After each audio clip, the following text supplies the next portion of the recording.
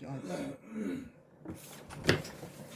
마음을 중심을 하나님께로 우리가 통하시기 위해서 사도신경에서부터 우리가 신앙 고백을 하겠습니다. 자, 시작. 전능하사 천지를 만드신 하나님 아버지를 감사하며 그의 아들 우리 주 예수 그리스도의 사랑이 이는 성령으로 인해서 한정성만에 하시고 우리를 우리에게 구원을 받으사 십자가에서 받아 죽으시고 장사된 사흘 죽음을 가운데서 다시 살아나셨으니 하늘로서 전능하신 하나님 앞에 앉으시다가 저를 세상과 죽은 자를 치유하시고 성령을 믿사오며 거룩한 공의와 하늘에서 서로 죄를 사하여 주시는 것과 몸이 하시는 것과 영원히 사는 것을 기도합니다. 아멘. 자, 우리 전도사님이 기도해 주십시오.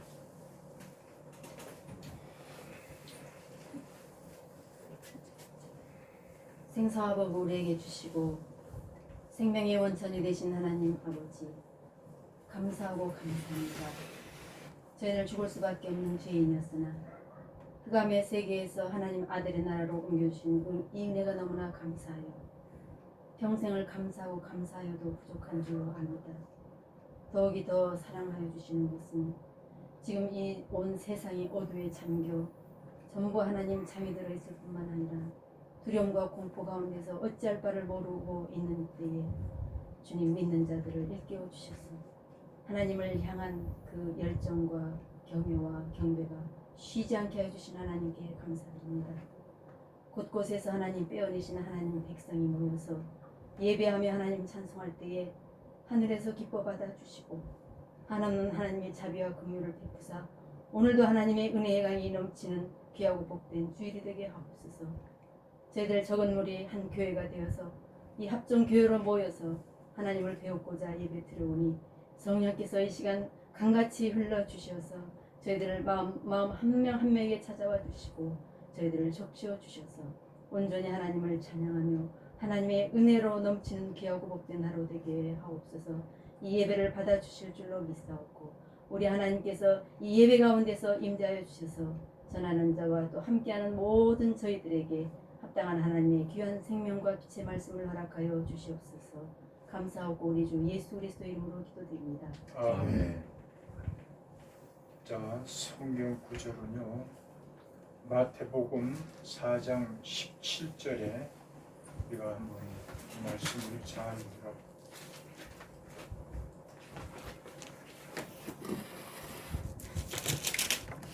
마태복음 4장 17절.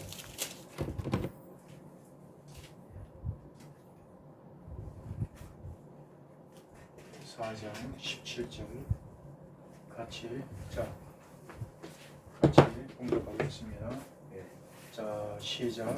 이때부터 예수께서 계속하여 가라사대 회개하라 천국이 가까우니라 하시더라. 자, 오늘은 이 천국에 대해서 우리가 이 천국에 대해서 좀 정리가 뭐 잘 알고 계시지만 이 정리가 돼야 된다. 이 천국. 자, 그렇다면은 이 천국을 어떻게 생각하느냐 이거예요. 천국. 즉 천국이라는 거는 하나님의 나라 이렇게 말하잖아요. 그렇죠? 이것도 또 천국이라고 그러잖아요. 또 하나는 또 뭐라고 그러냐? 그 나라 뭐 이렇게 얘기가 되죠. 그러면 이 천국이 하나님의 나라, 그 나라가 뭐냐? 그 천국이라는 뜻이 두 가지가 있는 거예요. 두 가지. 그래서 여기서 오늘은 이 회개하라 천국이 가까이 왔느니라. 그러니까 이 천국을 맞이할 수, 그러니까 가까이 왔다는 얘기는 누구든지 원하는 자에게는 그 천국을 주시겠다는 거예요. 이건 죽어서 가는 천국이 아니라 그 천국을 우리에게 주시겠다는 거예요. 근데 그 조건이 뭐냐? 회개하라는 거예요. 회개가 돼야지 내가 너희에게 천국을 주시겠다고 그렇게 말하는 거예요. 그러니까 회개라는 거는요, 이렇게 무슨 무슨 이렇게 도덕적인 그런 수준으로서 뭐 이렇게 그런 회개가 아니라 이 회개라는 거는 지난 시절에 잘못된 모든 것들과 그 삶에서 돌이켜 온 마음과 온 모든 것을 몸부림치면서 가슴을 찢는 그런 회개가 돼야지 내가 너에게 하나님의 나라, 그 의를 내가 너에게 주시겠다 그렇게 말하고 있는 거죠.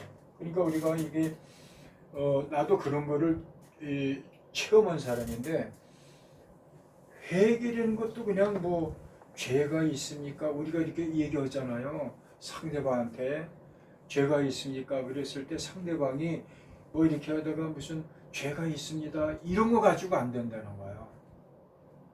정말 죄가 있다고 그러면서 죄에 대한 그 아픔, 통회하는 마음, 애통하는 마음이 있어야지 하나님이 그 나라, 하나님의 나라를 주시겠다는 거예요. 천국을. 그래서 아까도 제가 얘기해 드렸지만 천국이 주시려면 회개가 돼야 된다. 그러면 천국이 가까이 왔느니라는 얘기가 뭐냐. 자, 세례 요한의 외침은 구약적 맥락에서 관련해서 이사야서 40장 3절에 보면은 너무나도 잘 아는 얘기죠. 외치는 자의 소리여 가로되 너희는 광야에서 여호와의 길을 예비하라. 사망에서 우리 하나님의 대로를 평탄케 하라. 이 세례 요한이 뭐를 했냐면은 오시는 그리스도를 나타내는 것이 그 사명을 받은 자죠. 그래서 예수의 선포는 자신이 바로 메시아로서 천국이 도래하여 성취되었다는 것을 강하게 나타내게 하는 것이 세례 요한의 사역이었다. 여기까지 무슨 얘기인지 알겠죠?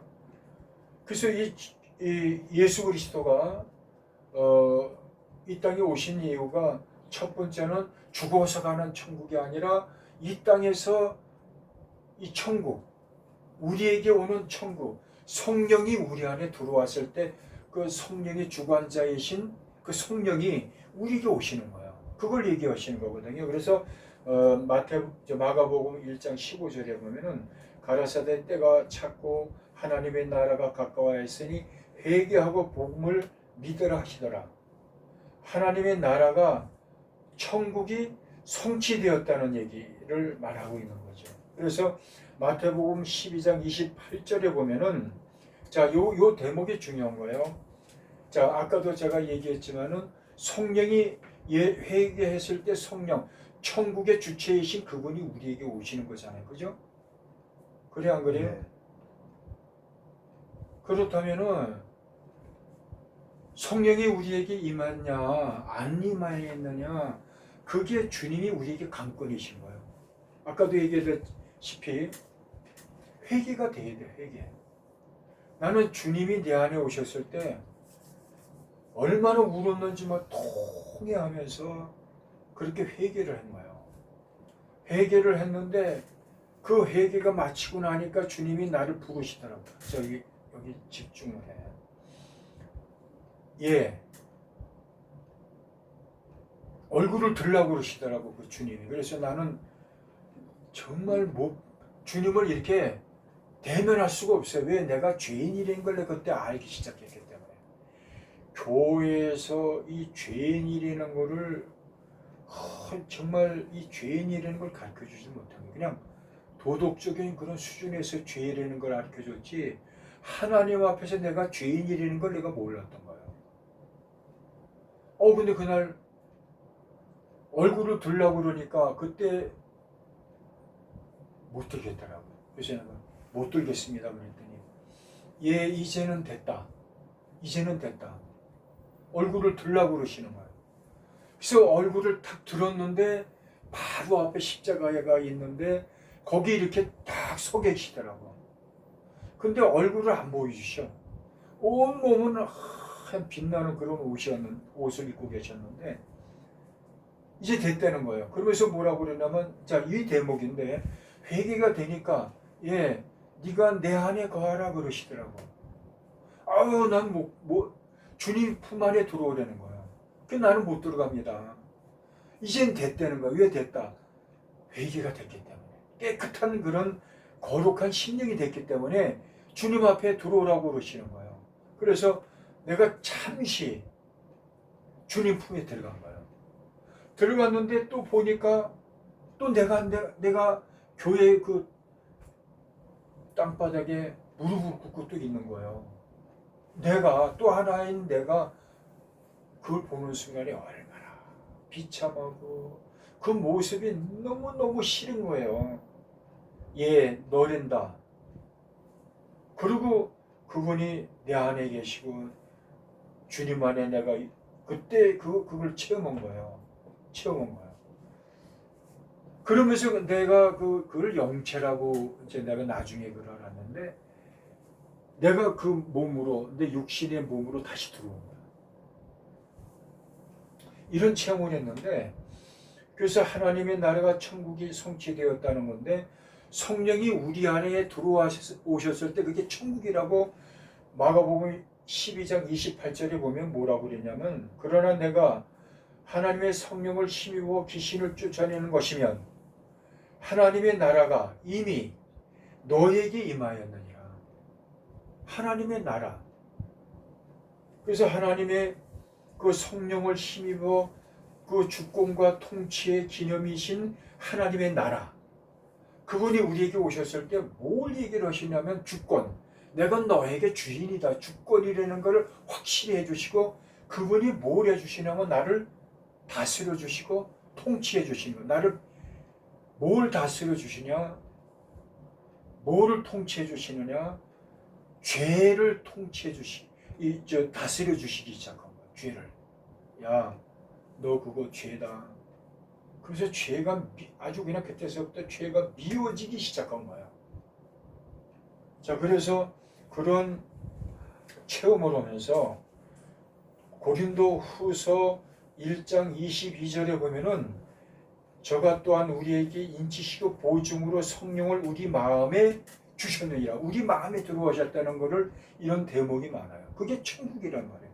성령, 그 하나님의 주체이신 하나님의 나라, 그 나라의 주권이신 그분이 우리에게 들어오신 거예요. 왜? 예수를 믿고 회개가 됐기 때문에. 깨끗한 심령이야 그분은 너무 지극히 거룩하신 분 아니에요.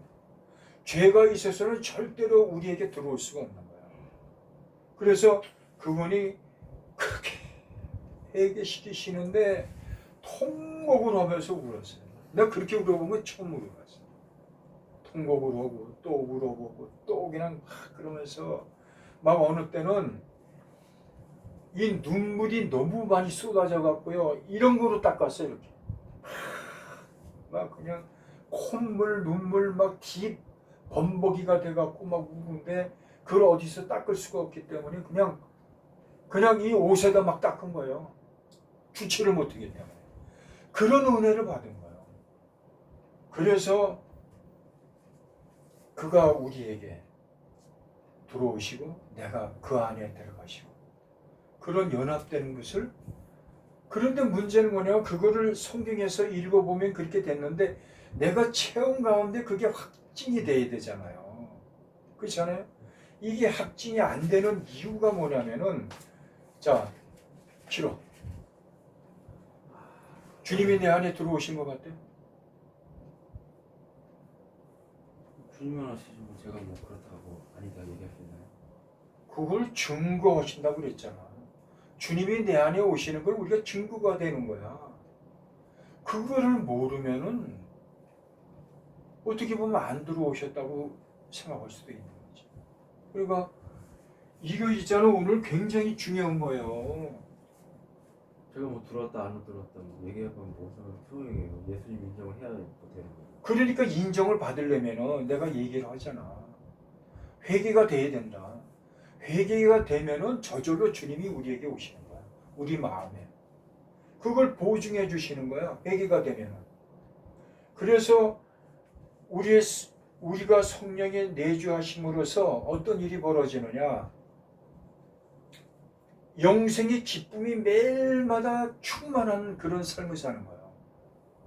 매일마다. 그게 하나님의 나라가 이루어지는 증거가 되는 거예요. 그런데 중요한 게 뭐냐면은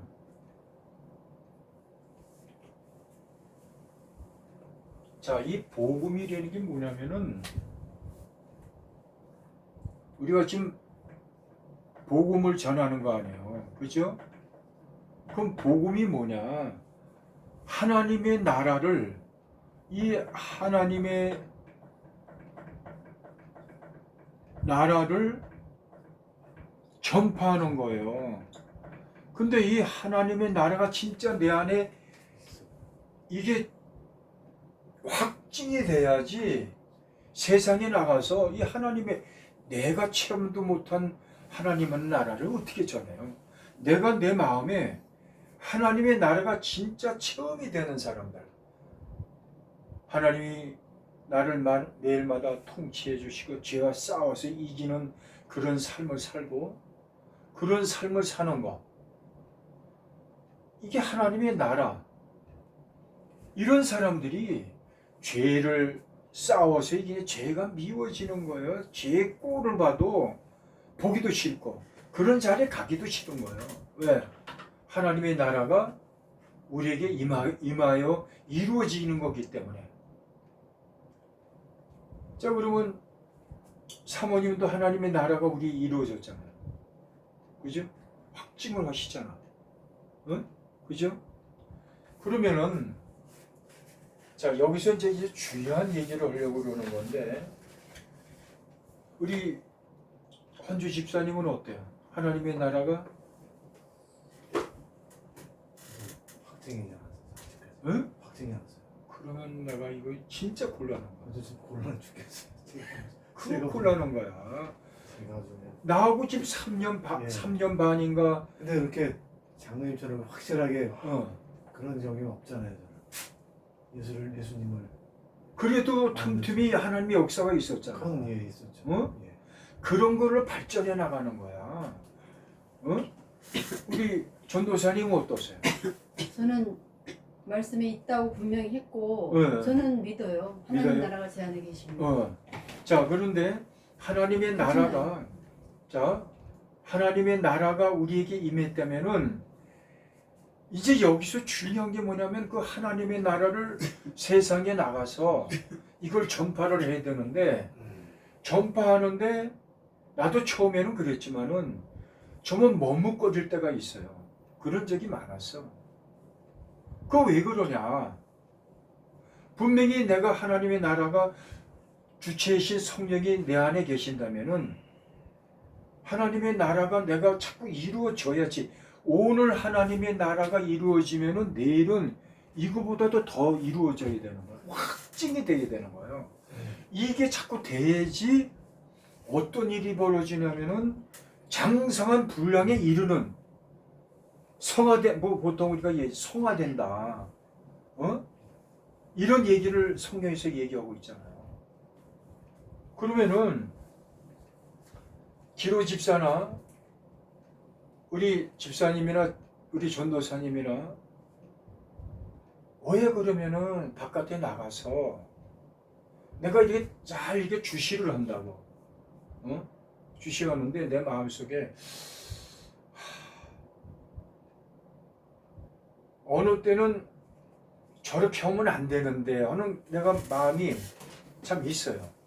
그럼 그게 왜 그런가? 자, 이게 이제 있는 거예요. 그게 뭐냐면은 예수님께서 이 마가복음이나 마태복음이나 누가복음에 회개하라 천국이 가까이 왔느니라 그러면서 뭘 얘기를 하셨냐면은 이 마태복음 5장엔 신령한 복, 팔복이라는 말씀을 우리에게 주신 거예요. 그래서 그 나라가 우리에게 자꾸 이루어져야 되는데 안 이루어진 이유가 뭐냐면은, 자, 그래서 마태복음 5장 3절을 한번 봅시다.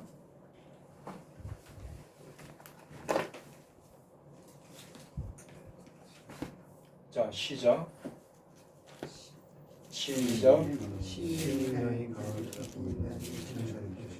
다시. 이거 자세히 이게 우리가 이거를 잘 이거 오늘이요 진짜 중요한 거예요. 3장 3절. 자, 다시 마태복음 5장 3절 같이 시작. 심령이 가난한 자는 복이 있나니 천국이 저희 곳임이라고 그러는 거예요. 천국. 지금 여기도 천국이 나왔잖아요. 그럼 누구를 천국을 주시느냐? 심령이 가난한 자. 그러면 심령이 가난한 자가 뭐냐? 심령이 가난하지 않기 때문에 우리에게 이 하나님의 천국이 이루어지질 않는 거예요. 그래서 내가 항상 기로라든가 기로 집사님 기로라든가 내가 자꾸 얘기하는 게 뭐냐면 말씀을 읽어라. 말씀을 읽어라. 근데 말씀이 이게요. 내가 지금까지 체험해 보니까 기로 집사님 말씀을 안 읽으면 절대로 하나님의 나라가 여기서 이루어질 수가 없는 거예요. 하나님의 나라가. 그래서 우리 주님이 회개하라 천국이 가까이 있느니라 그러시면서 이 천국 내가 너에게 주겠는데 천국이 뭐냐 그래서 심령이 가난한 자. 그러면 심령이 가난한 자가 뭐냐? 무조건 마음을 비우라는 것을 의미하는 말이 아니에요. 우리가 교회에서 우리 마음을 비우라 그런 말들을 하잖아요. 그 마음을 비운다고 해서 천국이 이루어지는 게 아니에요. 그러면 이 심령이 가난한 자가 뭐냐? 영적인 욕구를 가리키는 말로서 이해를 하는 것이 마땅한 거예요. 영적인 욕구. 그건 뭐냐면은 하나님의 자녀잖아요, 우리가. 성도들이 육이 아니라 영이신 하나님의 백성들인데 거듭난 썩지 아니하는 생명을 얻었고 썩지 아니하는 산 소망을 가진 그리스도인들이 땅에 속한 사람들이 아니라 항상 저 하늘에 속한 이들이기 때문에 육신의 욕구를 버리고 영적인 욕구를 가지는 삶, 이것이 바로 하나님의 나라다. 말씀에 읽으면은 더 읽고 싶고 하는 그런 욕구, 또 읽어도 또 배고프고 또 말씀 앞에 가서 쓰고 또 읽어도 또 돌아서면 또 배고프고, 이런 사람들이 뭐라고 여기서 얘기하시냐면은 그런 사람들 하나님의 자녀요. 육에 속한 사람들이 아니요. 영이신 하나님의 백성들에게 거듭난 사람들이기 때문에 땅에 속한 것을 우리가 거기에 소망을 두는 게 아니에요. 하늘에 속한 육신의 욕구를 버리고 영적인 욕구, 말씀의 욕구, 그런 삶을 살아야지. 그러면 어떻게 되느냐? 천국을 소유한 하나님의 나라의 백성은 그런 사람들이 심령이 가난한 사람이라고 말씀하고 계시는 거예요. 자, 그렇다면 지금 이렇게 말씀하신 이 뜻을 우리가 진짜 그렇게 살고 있느냐? 이게 안 되면요, 팔복에서 이게 심령이 가난한 자는 천국이 저희 것이며라는 이 말씀이 우리에게 이루어지지 않으면 그 다음 건 안 되는 거야. 천국을 소유할 수가 없는 거야.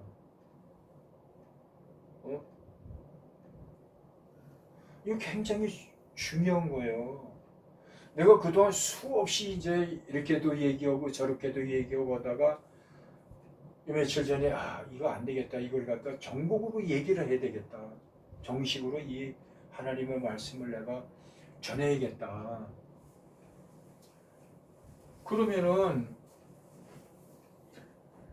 기로 집사님,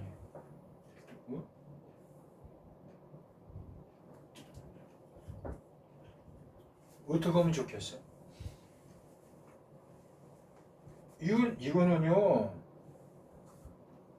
굉장히 중요한 거예요. 첫 단추를 잘 맞춰줘야지 그 다음 거도 또 맞춰서 쉽게 이렇게 믿음 생활이 되는 것처럼 이 첫 단추가 잘못돼 버리면 꼬이는 거예요. 복을 받는다고? 복음을 전한다고 해서 복을 받는다고? 천만의 말씀이야. 그래서 오늘 그걸 내가 가르쳐 주는 거야. 그래서 이 첫 번째 이 팔복 중에서 심령이 가난한 자의 복을 받으면은 그 다음에는 뭐가 되냐면은 애통하는 마음이 생기는 거예요. 그래서 5장 4절 다시 한번 읽어봅시다. 기로 집사가 한번 읽어봐.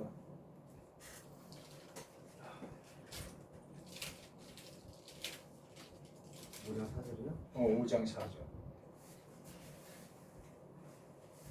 통하는 자는 복이 있나니 저희가 위로를 받을 것이니.